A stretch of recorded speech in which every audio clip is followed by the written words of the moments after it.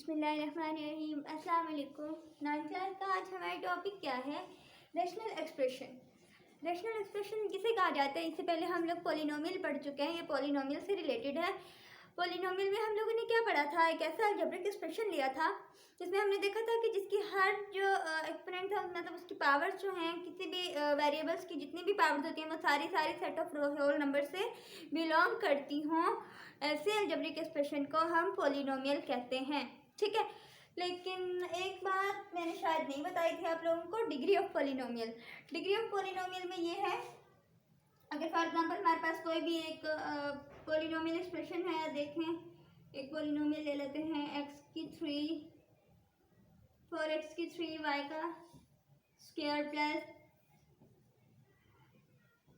7x 5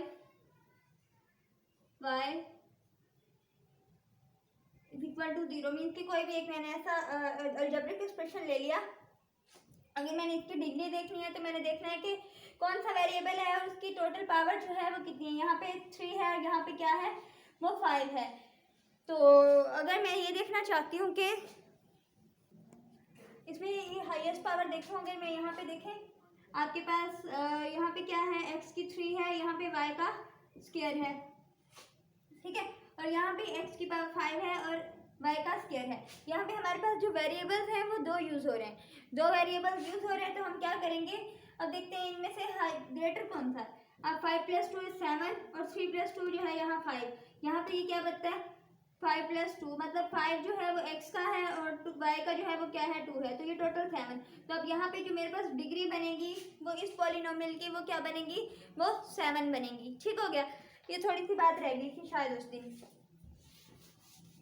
आज हम क्या पढ़ने जा रहे थे, रैशनल एक्सप्रेशन। रैशनल एक्सप्रेशन में क्या होता है, the question p of x over q of x।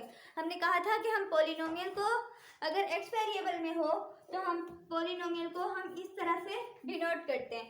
ठीक हो गया। तो कहते हैं अगर हमारे पास जो है वो p ऑफ क्वेश्चन ऐसा हो, p of x over q of x of 2 polynomials, दो पॉलिनोमियल्स हैं और उनका हम लोग क्वोशंट ले, मीन कि उनको डिवाइड वाली फॉर्म में, जिस तरह p ओवर q फॉर्म में हम लोगों ने रैशनल नंबर्स में पढ़ा था कि हम दो इंटीजर्स को p ओवर q फॉर्म में राइट करते हैं।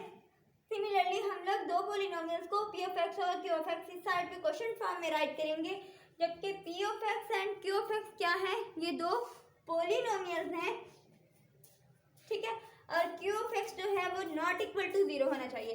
जिस तरह हम लोगों ने सेट ऑफ रैशनल नंबर में कहा था कि p ओवर q हो और इनमें से p और q दोनों जो हैं वो सेट ऑफ इंटीजर्स को बिलोंग करते हों और q जो है वो नॉट इक्वल टू 0 हो। ये कंडीशन हमने पढ़ी थी ना।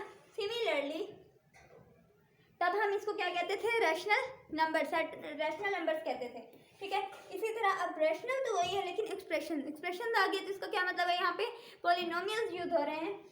तो p of x over q of x दो पॉलिनोमियल्स लिए, उनको क्वोशंट फॉर्म में राइट किया, जबकि q ऑफ x की वही शर्त है जो कि हमारे पास रैशनल नंबर की थी, q of x not equal to 0, ठीक है।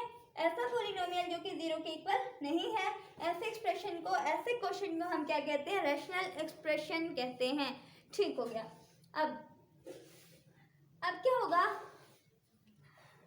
अगर एक और बात बताऊं, क्या मैंने आपको बताया था कि सेट ऑफ इंटीजर्स, हाँ, अगर हमारे पास दो सेट ऑफ इंटीजर्स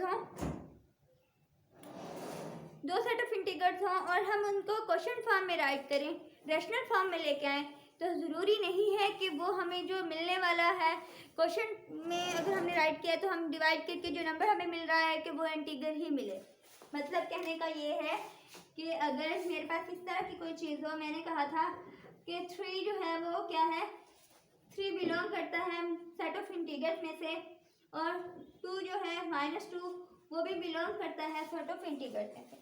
मैंने सेट ऑफ इंटीजर्स के दो एलिमेंट उठा लिए थे।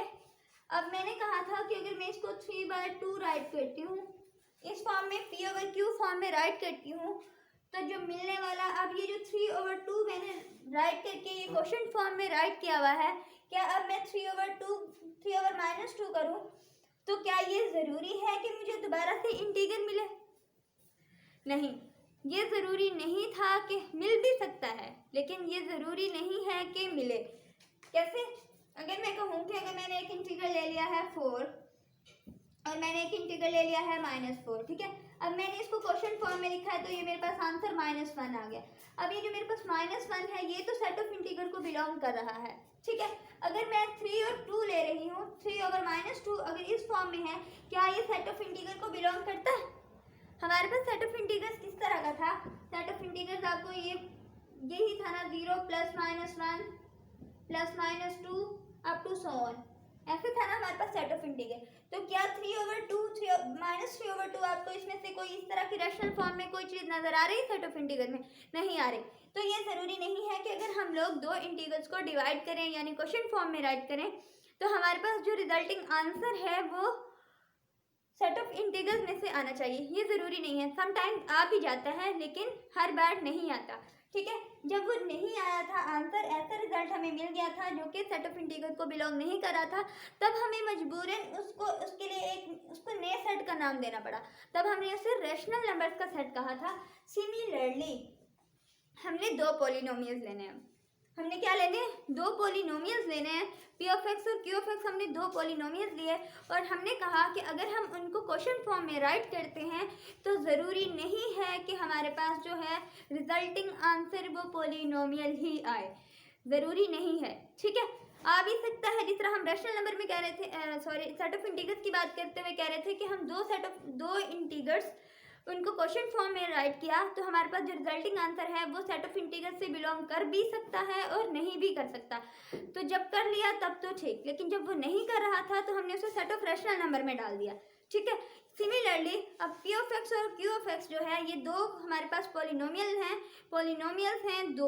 अब उनको अगर हमने कहा कि उनको क्वेश्चन फॉर्म में राइट करें, अगर हमें आंसर जो रिजल्टिंग आंसर है वो पॉलिनोमियल नहीं आता, नहीं मिलता, तो हम उसको ऐसे एक्सप्रेशन को हम कहते हैं रैशनल एक्सप्रेशन, ठीक है। हमें क्या बनाना पड़ता है? रैशनल एक्सप्रेशन बनाना पड़ता है। तो आप अब ये रिजल्ट आपने याद रखना है। रैशनल एक्सप्रेशन की एक आपको मैं एग्जांपल देती जाऊँ। हमारे पास एक एग्जांपल होगी रैशनल एक्सप्रेशन की, 2x + 1 ओवर 3x + 8। अगर आप गौर करें 2x + 1 ये एक पॉलिनोमियल है ना, 2x + 1 बिल्कुल एक पॉलिनोमियल है। क्यों? क्योंकि इसमें जो वेरिएबल इन्वॉल्व है x, उसकी पावर देखें, उसकी पावर क्या है? यहाँ पे पावर 1 है। अगर पावर 1 है तो इसका क्या मतलब है? वो सेट ऑफ होल नंबर को बिलोंग करी है। तो हमारी जो पॉलिनोमियल की डेफिनेशन है वो फुलफिल हो जाती है। अब अगर डिनोमिनेटर में देखें आप, ये फर्स्ट वाली टर्म ऊपर वाले जो है उसे हम क्या कहते हैं? न्यूमिनेटर कहते हैं और नीचे वाली को हम डिनोमिनेटर कहते हैं। अब डिनोमिनेटर में देखें आप 3x + 2 है, तो अब यहाँ पे इसकी जो वेरिएबल x है इसकी पावर देखें आप, तो उसकी पावर क्या है? पावर भी 1 है। अगर पावर 1 है इसका क्या मतलब है? सेट ऑफ होल नंबर्स को बिलोंग कर रही है। अगर वो सेट ऑफ होल नंबर्स को बिलोंग कर रही है तो हमारे पास ये एक्सप्रेशन जो है वो पॉलिनोमियल है, ठीक हो गया। अब ये हमारे पास पी ऑफ एक्स और ये क्यू ऑफ एक्स हो गया। अब ये पी ऑफ एक्स और क्यू ऑफ एक्स, और ये आपको ये भी पता है कि 3x + 8 जो है वो नॉट इक्वल टू 0 है, ठीक है, नॉट इक्वल टू 0 है। तो ऐसा एक्सप्रेशन जो बन जाए हमारे पास, ये दोनों पॉलिनोमियल्स हैं और ये नॉट इक्वल टू 0 है, अगर आप रैशनल नंबर्स की डेफिनेशन से इसे कंपेयर करें तो सेम वही डेफिनेशन बन जाती है इसकी भी, लेकिन वहाँ पे क्या थे? सेट ऑफ इंटीग्रल्स के हम एलिमेंट्स ले रहे थे, यहाँ पे पॉलिनोमियल्स ले रहे हैं, ठीक है। ऐसे एक्सप्रेशन को हम क्या कहते हैं? रैशनल एक्सप्रेशन कहते हैं। और एक ये नोट है, ये आप नोट कर लें, every polynomial is a rational expression. Her polynomial जो है उसे हम रैशनल एक्सप्रेशन बना सकते हैं, बल्कि वो होता है। होता कैसे है? जिस तरह हम लोग कह रहे थे हर सेट ऑफ इंटीग्रल्स जो है उसे हम रैशनल फॉर्म में राइट कर सकते थे। फॉर एग्जांपल मेरे पास अब सेट ऑफ इंटीग्रल में से कोई एक भी एलिमेंट में -3 ले लेती हूँ, ठीक है। अब मैं इसको अगर मैं पी ओवर क्यू फॉर्म में यानी रैशनल बनाना चाहूँ, पी ओवर क्यू फॉर्म में राइट करना चाहूँ तो मैं -3/1 राइट कर सकती हूँ ना। अब 1 नॉट इक्वल टू 0 है, तो ये क्या हो गया मेरे पास? ये मेरे पास रैशनल बन गया ना। सेट ऑफ इंटीग्रल के मैंने कोई भी एलिमेंट उठाया उसके नीचे मैं 1 लगा देती हूँ, जो कि नॉट इक्वल टू 0 कुछ भी लगा देती हूँ, तो मैं रैशनल बना सकती हूँ। सिमिलरली मैं हर पॉलिनोमियल को रैशनल एक्सप्रेशन बना सकती हूँ, ठीक है। लेकिन ये ज़रूरी नहीं है कि हर रैशनल एक्सप्रेशन पॉलिनोमियल नहीं होता। हर रैशनल एक्सप्रेशन जो है वो पॉलिनोमियल नहीं होता, ठीक है। ये रिजल्ट आप लोगों ने याद रखना होगा।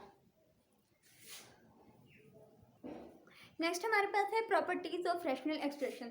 प्रॉपर्टीज आप लोग जिस तरह आप लोग रियल नंबर्स की प्रॉपर्टीज पढ़ चुके हो, कॉम्प्लेक्स नंबर्स की प्रॉपर्टीज पढ़ चुके हो, और उसके अलावा आप लोगों ने मैट्रिक्स की भी प्रॉपर्टीज पढ़ी थी। सिमिलरली रैशनल एक्सप्रेशन की भी प्रॉपर्टीज वही हैं जिस तरह की रियल नंबर्स वगैरह की हैं, ठीक है। तो मतलब इसमें हम कैसे एडिशन एडिटिव प्रॉपर्टी लगाते हैं, और मल्टीप्लिकेटिव कैसे प्रॉपर्टी कौन सी होती है, कैंसिलेशन, और उसके अलावा आई थिंक इक्वलिटी है, डिवीजन हम कैसे करते हैं, एडिशन कैसे करते हैं, ये बहुत कॉमन सी बातें हैं, ठीक है। आई थिंक इनके लेक्चर बनाने की ज़रूरत नहीं है। अब ना नेक्स्ट हम करते हैं कि rational expression in its lowest form.